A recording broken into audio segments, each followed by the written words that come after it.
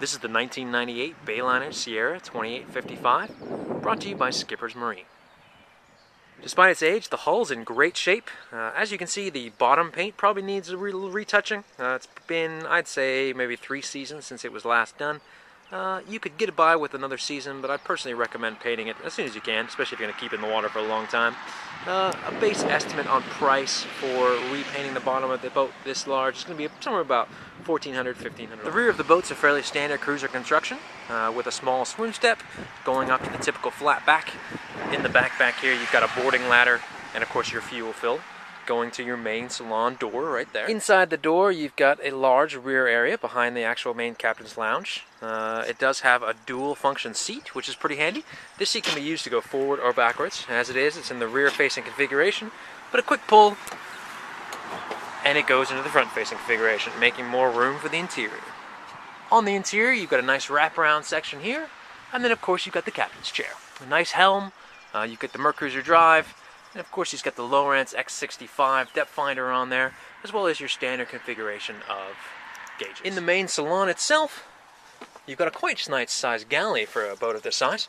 Fairly well done. You've got the sink, you've got the stovetop, and you've got great space under here, as well as of course a microwave. In the front, you've got the standard V-berth, pretty good sized berth here.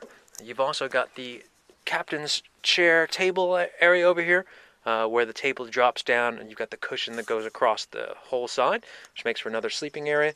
You've also got a sleeping berth underneath the stairs, which makes it actually probably the most convenient place to sleep with no steps required. And then of course you have the full plumbed head and sink. This boat does of course have onboard water tank, and the fill on it is on the starboard side. As well as the radar wing, the boat has a bimini top, and it does indeed come with a mooring cover, which covers all the exposed area from the cockpit all the way back to the rear. This boat's powered by the single Mercruiser V8 7.4 MPI. It's fuel injected, and as you can see, it's a very, very clean engine. This boat has been very, very well maintained, professionally maintained and winterized by Prizer Point Marina for the last few years. It's a triple battery system, and of course it does have the shore power. It does also have the vacuum flush system. The engine itself has 620 hours on it, which at first seems like a lot, but if you think about the age of the boat, it averages out to about 72 hours per year, which is pretty darn light use. About 100 hours a year is considered standard. Your basic marine engine is rated for about 1,800 hours, so this boat still has plenty of years of life left in her.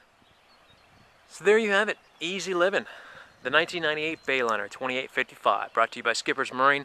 An excellent starter cruiser with 28 feet, plenty of space for a family of 4 or 6, for day trips, for weekend trips, for trips down to Nashville or the new Clarksville Marina.